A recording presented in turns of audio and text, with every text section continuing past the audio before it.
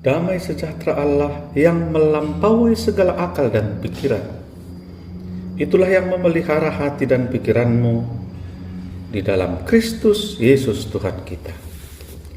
Amin. Shalom, saudara terkasih yang diberkati oleh Tuhan Yesus dimanapun saat ini Anda berada. Kita bertemu kembali melalui channel YouTube Abi Ministry ini. Kami selalu berdoa buat Bapak Ibu Saudara-saudara yang mendengarkan channel YouTube ini untuk selalu diberkati oleh Tuhan. Apapun yang menjadi aktivitas kita, biarlah segala sesuatu berkenan kepada Tuhan dan selalu mendapat berkat daripada Tuhan Yesus Kristus. Pada kesempatan kali ini, kita akan bersekutu dengan firman Tuhan yang menjadi khotbah di Minggu Letare pada tanggal 19 Maret tahun 2023 dengan tema Minggu kita, Sukacita Orang Percaya. Khotbah kita tertulis dalam Yohanes pasal yang ke-9 ayat 35 sampai ayat yang 41. Demikian pembacaan firman Tuhan. Yesus mendengar bahwa ia telah diusir keluar oleh mereka. Kemudian ia bertemu dengan dia dan berkata, "Percayakah engkau kepada Anak Manusia?" Jawabnya, "Siapakah dia Tuhan? Supaya aku percaya kepadanya." Kata Yesus kepadanya, "Engkau bukan saja melihat dia, tetapi dia yang sedang berkata dengan engkau, dialah itu." Katanya, "Aku percaya Tuhan." Lalu ia sujud menyembahnya. Kata Yesus, "Aku datang ke dalam dunia untuk menghakimi, supaya barang siapa yang tidak melihat dapat melihat, dan supaya barang siapa yang dapat melihat menjadi buta." Kata-kata itu didengar oleh beberapa orang Farisi yang berada di situ, dan mereka berkata kepadanya, "Apakah itu berarti bahwa kami juga buta?" Jawab Yesus kepada mereka, "Sekiranya kamu buta, kamu tidak berdosa. Tetapi karena kamu berkata kami melihat, maka tetaplah dosamu." Demikian pembacaan firman Tuhan. Saudara-saudari yang dikasihi oleh Tuhan Yesus Kristus, ada sebuah fenomena, sebuah pemahaman yang berkembang dalam tradisi Yahudi ketika itu, bahwa kalau ada seorang anak yang dilahirkan cacat sejak lahir, apakah dia buta, pincang, tuli, dan lain sebagainya, itu dipahami sebagai akibat dari dosa anak tersebut, dosa orang tuanya, atau dosa yang lain. Intinya, mereka menganggap itu adalah sebagai hukuman Tuhan dan dia dilahirkan karena dosa. Saudara-saudara, itulah sebabnya ketika Yesus dan murid-muridnya bertemu dengan seorang yang buta sejak lahirnya, murid-murid Yesus bertanya kepada Yesus, "Rabi, siapakah yang berbuat dosa? Orang ini sendiri atau orang tuanya, sehingga ia dilahirkan buta?" Demikian pertanyaan murid-murid Yesus, saudara-saudara. Bisa kita bayangkan sekelas murid Tuhan Yesus pun pemahamannya masih seperti itu. Tapi kita lihat Yesus menjawab, bukan dia dan bukan juga orang tuanya, tapi karena pekerjaan Allah harus dinyatakan di dalam dia. Dan jawaban ini, Yesus mau mengatakan bahwa bukan yang buta itu ataupun bukan orang tuanya, tapi perlu kita garis bawahi di situ adalah supaya pekerjaan Allah dinyatakan melalui dia. Untuk itu, hal tersebut tentu menjadi paradigma baru yang mau disampaikan oleh Yesus. Yesus mau mengatakan bahwa orang buta atau orang cacat sejak lahir ini bukan karena dosa siapapun, tapi Allah mau menyatakan kuasanya. Allah mau menyampaikan pekerjaan-pekerjaannya, sehingga tujuannya sebenarnya agar kamu menjadi percaya. Orang menjadi percaya kepada Tuhan Yesus untuk menyelamatkan dia. Saudara-saudara, Yesus selanjutnya bertindak dan menyembuhkan orang buta tersebut dengan cara Yesus meludah ke tanah dan mengaduk-aduk ludahnya itu dengan tanah, lalu mengoleskannya pada mata orang buta tadi dan berkata kepadanya, "Pergilah, basuhlah dirimu dalam kolam Siloam." Dan orang buta itu pun melakukannya, saudara-saudara. Akhirnya apa yang terjadi? Akhirnya sembuhlah orang buta tersebut, dan orang-orang Yahudi yang melihat kejadian itu merasa terusik karena si buta yang sudah disembuhkan itu. Dan si orang buta itu juga mengaku bahwa yang menyembuhkan dia adalah seorang nabi. Dan ternyata hal tersebut membuat pertentangan di tengah-tengah orang Yahudi, saudara-saudara. Dan pada puncaknya, orang buta itu diusir dari kampungnya, diusir dari rumahnya, karena orang-orang Farisi, orang Yahudi menganggap ini bisa menimbulkan kekacauan pemikiran di tengah-tengah agama Yahudi. Saudara-saudara, khotbah kita ini adalah sebagai tindak lanjut dari kisah orang buta yang disembuhkan oleh Tuhan Yesus ini. Ketika dia sudah diusir, ternyata satu ketika dia berjumpa dengan Tuhan Yesus. Dan pada saat itu terjadilah pembicaraan ini. Yesus menyampaikan tentang siapakah anak manusia itu. Apakah engkau percaya kepadanya? Dan orang buta yang sudah disembuhkan itu mengatakan, aku percaya. Dan dia sujud menyembah kepada Tuhan Yesus. Disembuhkan dan datang menyembah, sujud menyembah kepada Tuhan sebagai buah daripada iman.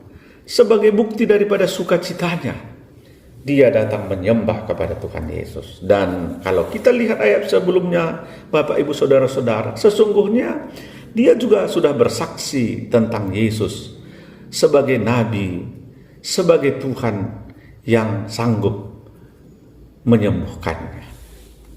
Pengajaran apa yang mau disampaikan kepada kita, Bapak Ibu Saudara-saudara, melalui khotbah kita hari ini? Yang pertama yang mau disampaikan kepada kita adalah percayalah kepada Tuhan Yesus sebagai hakim dan sumber kesembuhan dalam kehidupan kita. Kita melihat sesungguhnya tidak ada perasaan duka yang lebih dalam ketika ada sebuah penghakiman yang disampaikan oleh orang-orang Yahudi kepada orang buta yang sejak lahir ini. Bahkan label tentang kehidupan karena dosa juga disampaikan oleh murid-murid Tuhan Yesus. Sehingga orang buta ini dianggap buta karena dosa. Saudara-saudara, tapi ketika orang buta itu bertemu dengan Tuhan Yesus dan Yesus menyembuhkan dia, ini menjadi sukacita kepada orang buta tersebut. Dan ketika hal tersebut menjadi pertentangan kepada orang Yahudi, justru dia bersaksi bahwa dia disembuhkan oleh seorang nabi. Kalau orang Yahudi mengatakan dia tidak mungkin sebagai nabi, mungkin saja dia adalah pengikut iblis. Tapi apa yang disampaikan oleh si buta yang sudah disembuhkan itu? Kalau dia keturunan iblis. Mana mungkin dia bisa menyembuhkanku? Mana mungkin Allah mendengar doa-doanya? Jadi sesungguhnya dia itu adalah seorang nabi. Saudara-saudara, itulah yang membuat dia percaya. Dan itu juga yang meneguhkan hatinya untuk percaya kepada Tuhan Yesus. Sehingga ketika dia bertemu kembali, dia percaya dan dia sujud menyembah kepada Tuhan. Karena dia tahu bahwa Yesus sebagai Tuhan dan Juru Selamat, juga sebagai hakim, dan dialah sumber kesembuhan yang ada di tengah-tengah kehidupannya yang sudah dirasakannya. Saudara-saudara, tentu kalau kita hari ini mendengarkan firman Tuhan ini, mungkin kita tidak merasakan apa yang sedang dirasakan oleh si buta itu sebelumnya. Tapi sesungguhnya keberdosaan kita kadang membuat kita menjadi galau atau menjadi merasa tersisihkan di tengah-tengah kehidupan kita. Dan pada saat ini firman Tuhan mengajak kita untuk percaya kepada Tuhan sebagai sumber kesembuhan apapun penyakit yang mungkin engkau derita hari ini. Tidak ada penyakit yang terlalu parah di hadapan Tuhan. Tugas kita adalah percaya kepadanya sebagai sumber kehidupan, sebagai sumber kesembuhan di tengah-tengah kehidupan kita. Bahkan ketika engkau hari-hari ini merasa disisihkan dari tengah-tengah kehidupan, dari tengah-tengah pergaulan, maka hari ini ada firman Tuhan yang menyatakan bahwa Tuhanlah pembela kepada setiap orang. Dialah hakim yang membela engkau dari ketertindasan, dari ketidakadilan, dan kehidupan yang merasa engkau dikucilkan di tengah-tengah kehidupan.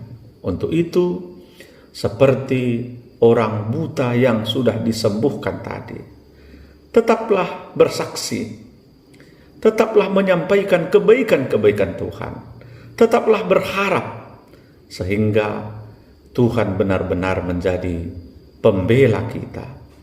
Tuhan benar-benar menjadi penyembuh, penyelamat di tengah-tengah kehidupan kita. Saudara-saudara, yang kedua yang mau disampaikan oleh firman Tuhan ini adalah mau mengatakan jangan buta mata hati dan mata iman kita untuk percaya kepada Tuhan Yesus. Saudara-saudara, orang Farisi itu sudah melihat, menyaksikan bahwa seseorang yang buta dari lahirnya sudah disembuhkan.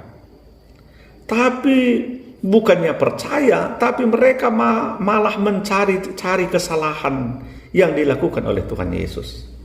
Karena kebetulan waktu itu adalah hari Sabat, di mana Yesus menyembuhkan orang buta itu. Yang mereka persoalkan bukan tentang kesembuhannya, tapi cara Yesus menyembuhkannya. Bukankah itu pada hari Sabat? Dia tidak menghormati hari Sabat dan lain sebagainya. Jadi mereka mencari-cari kesalahan Tuhan Yesus. Kenapa? Karena sesungguhnya mereka sudah dibutakan mata hatinya. Itulah sesungguhnya kenapa Tuhan Yesus mengatakan, kita melihat di ayat 39 itu, aku datang ke dalam dunia ini untuk menghakimi, supaya barang siapa yang tidak melihat dapat melihat, dan supaya barang siapa yang dapat melihat menjadi buta. Saudara-saudara, orang buta itu dia disembuhkan melalui kasih Tuhan Yesus. Tapi ternyata ada orang yang awalnya melihat menjadi buta mata imannya karena tidak percaya akan kuasa Tuhan yang sudah disaksikannya. Ada banyak orang hari ini, saudara-saudara, Sesungguhnya dia sudah menyaksikan, sudah merasakan kasih Tuhan di dalam hidupnya melalui kejadian-kejadian yang ada, melalui apa yang dilihat, disaksikannya, atau bahkan dirasakannya sendiri karena kuasa Tuhan untuk membuat segala sesuatu menjadi baik. Tapi oleh hal tersebut ada juga banyak orang tidak menjadi percaya, tapi justru mencari-cari alasan untuk tidak percaya kepada Tuhan Yesus, mencari-cari alasan untuk menyalahkan Tuhan di tengah-tengah kehidupannya. Saudara-saudara, jika hal itu terjadi, hati-hatilah. Walaupun hari ini kita melihat, kita bisa saja dibutakan oleh Tuhan. Kalaupun hari ini kita sedang melihat, tapi mata iman kita akan dibutakan oleh kuasa-kuasa kegelapan, oleh keegoisan, oleh kemunafikan yang ada di tengah-tengah kehidupan dunia ini. Untuk itu, sekali lagi, jangan butakan mata hatimu. Jangan butakan mata iman ketika kita sudah melihat kuasa Tuhan di dalam kehidupan kita. Maka sesungguhnya itu akan mengubahkan iman kita, akan semakin teguh untuk selalu percaya kepada Tuhan di dalam kehidupan kita. Saudara-saudara, ada sebuah ilustrasi tentang seorang buta dan obor. Suatu hari dia sedang berjalan-jalan ke rumah sahabatnya. Dan karena keasikan berbicara tentang segala sesuatu, pengalaman dan kejadian-kejadian yang terjadi dalam kehidupan mereka masing-masing, akhirnya tanpa terasa hari sudah malam, sudah larut malam, bahkan sudah jam 12 malam. Dan si buta ini pun pamitan kepada sahabatnya ini untuk pulang ke rumahnya. Karena sudah larut malam, maka sahabatnya ini mempersiapkan obor untuk dibawa dalam perjalanannya pulang ke rumahnya. Saudara-saudara, orang buta ini tertawa. Dia mengatakan, bukankah aku ini seorang buta? Obor itu tidak perlu bagiku. Percayalah, aku bisa pulang sendiri ke rumahku, katanya begitu. Tapi sahabatnya yang baik ini mengatakan begini, obor ini akan menjadi tanda bagimu, agar orang lain bisa melihatmu. Kalaupun kamu tidak bisa melihatnya, tapi kamu bisa dilihat oleh orang lain, sehingga kamu tidak ditabraknya dalam gelapnya malam. Saudara-saudara, si orang buta ini pun menerima tawaran sahabatnya, walaupun sesungguhnya dia tidak merasa perlu tentang hal tersebut. Saudara-saudara, belum jauh dia berjalan, tiba-tiba dia ditabrak oleh seseorang. Puar, dia terjatuh. Dan pada akhirnya dia marah. Bukankah engkau melihat aku ini adalah orang buta? Kenapa kamu menabrakku? Apakah kamu sengaja? Tapi saudara-saudara, orang yang menabrak itu tidak berkata apa-apa. Dia pun bergegas kembali pergi. Dan si buta ini pun bangkit kembali dengan obornya dan melanjutkan perjalanannya. Belum jauh dia berjalan, tiba-tiba dia ditabrak lagi oleh seseorang. Puar, dia terjatuh. Saudara-saudara, dia lebih marah lagi karena sudah kedua kali dia ditabrak. Kenapa kamu menabrakku? Apakah kamu buta? Aku sudah bawa obor, tapi kamu tetap menabrakku.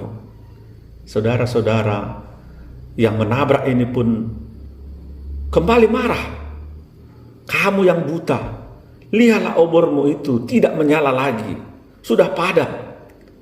Saudara-saudara, orang buta ini tersipu malu dan dia bangkit lagi dan dia minta maaf kepada orang yang menabraknya. Dia melanjutkan perjalanannya kembali dengan obor yang tidak menyala lagi. Dan tiba-tiba ketiga kalinya dia ditabrak lagi. Saudara-saudara, dia tidak marah lagi, tapi berkata kepada si penabraknya, "Apakah oborku padam?" Dan ternyata orang yang menabraknya juga mengatakan hal yang sama. Aku juga akan bertanya seperti itu, apakah oborku padam? Dan berikutnya mereka sama-sama bertanya lagi, apakah kamu orang buta? Rupanya saudara-saudara, mereka sama-sama buta dan membawa obor yang sama-sama padam. Saudara-saudara, apa yang mau disampaikan oleh ilustrasi ini kepada kita? Ternyata obor itu dialah sebagai terang. Dialah sebagai terang firman Tuhan yang menerangi perjalanan kehidupan kita. Kadang kita bisa menunjukkan kesombongan kita seperti orang buta tadi, tidak memerlukan obor karena aku sesungguhnya bisa berjalan gitu. Tapi ternyata obor itu walau sama orang buta sekalipun, dia bisa menjadi tanda sehingga orang tidak menabrak dia. Jadi karena itu yang mau disampaikan kepada kita adalah orang yang dapat melihat secara jasmani pun apabila tidak ada terang firman Tuhan dalam hatinya, sesungguhnya mata rohaninya akan dibutakan oleh kuasa kegelapan. Tapi orang yang tidak dapat melihat secara fisik atau orang buta akan dapat melihat kasih Tuhan dalam hidupnya jikalau dia mempunyai terang firman Tuhan yang menjadi bekal dalam perjalanan kehidupannya. Untuk itu milikilah selalu terang firman Tuhan dalam kehidupanmu. Jangan membutakan mata hati, terlebih-lebih mata iman kita, sehingga terang firman Tuhan ini menjadi bekal kepada setiap orang untuk melihat kasih dan karya Tuhan dalam perjalanan kehidupannya. Tema kita hari ini adalah sukacita orang percaya. Sukacita orang percaya ada ketika dia memiliki terang firman Tuhan dan membuat dia dapat berjalan, melihat perbuatan-perbuatan kasih Tuhan di tengah-tengah kehidupannya. Untuk itu, marilah kita senantiasa melihat kasih Tuhan dan percaya dan selalu hidup dalam terang firman Tuhan itu. Amin. Kita berdoa. Terima kasih Tuhan buat firman Tuhan. Biarlah kami sungguh-sungguh memerlukan terang firman-Mu, sehingga mata iman, mata hati kami tidak dibutakan oleh kuasa-kuasa kegelapan dunia ini. Amin.